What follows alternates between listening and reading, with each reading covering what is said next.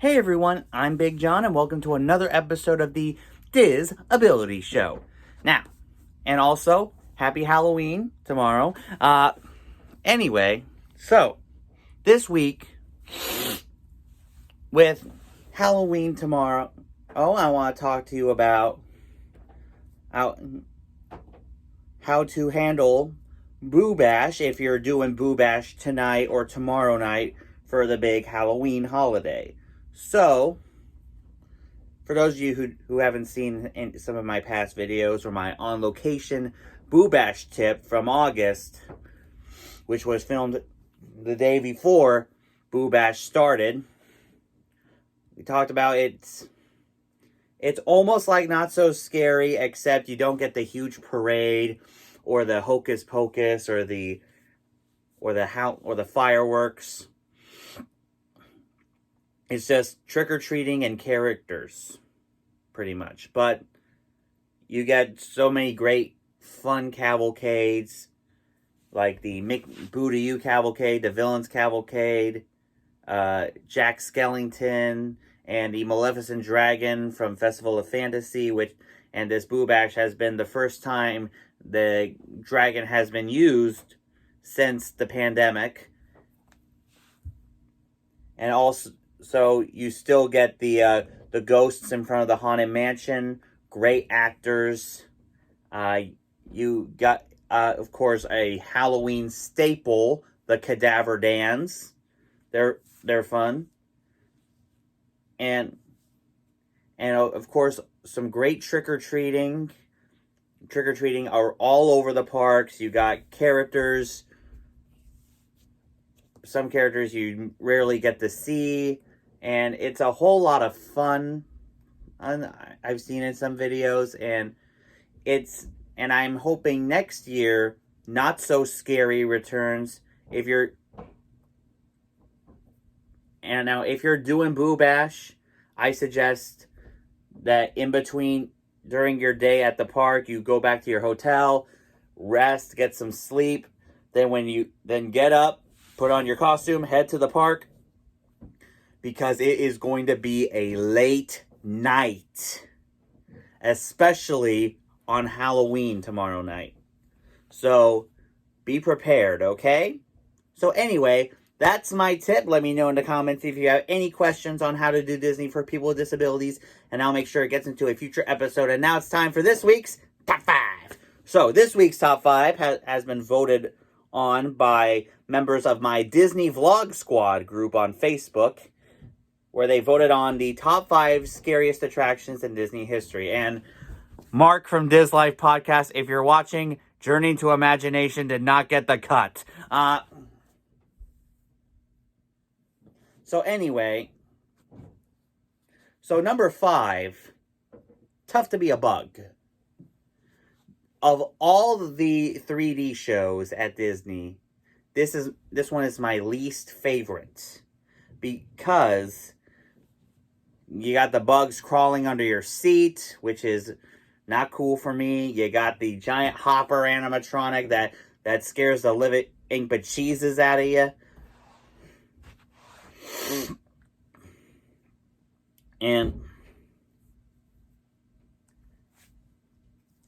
And it's just not my favorite. So anyway, number 4.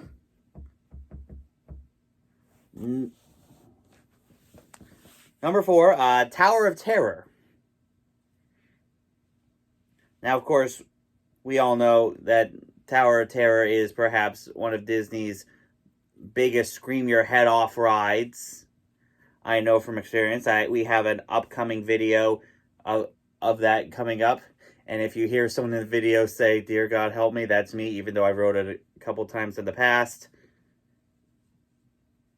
It is, and to make it worse, the tower has the randomized drop sequences, so you never know how many times you're gonna that thing's gonna drop you. So be prepared, okay? Number 3.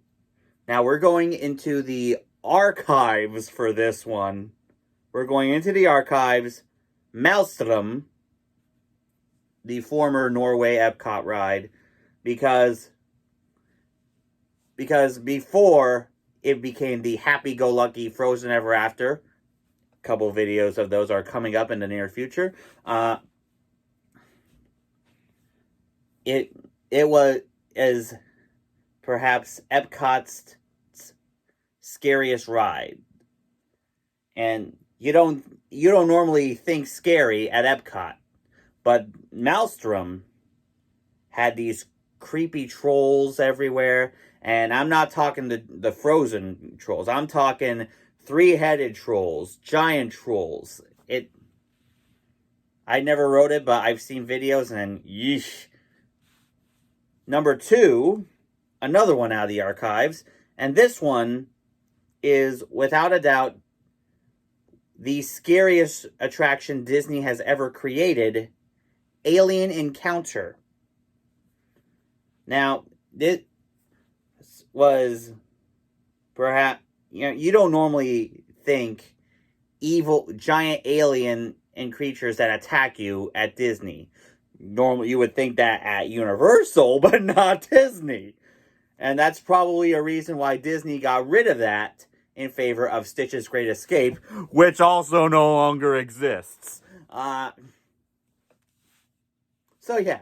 And anyway, the number 1 voted on attraction scary attraction by viewers is Expedition Everest. And I get why they think that, because it takes you backwards.